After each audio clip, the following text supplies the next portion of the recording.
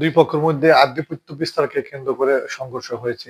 তো আমরা পুলিশ, বিজয়নগর থানা পুলিশ, ইউনো স্যার মহোদয় বিজয়নগর, পরবর্তীতে আর্মির একটি ইউনিট ঘটনাস্থলে আসেন। আমরা পরিস্থিতি নিয়ন্ত্রণে আনি। আর এই ঘটনার সাথে জড়িত থাকার অপরাধে আমরা 4 জনকে আটক করেছি ঘটনাস্থল থেকে। পরিস্থিতি স্বাভাবিক।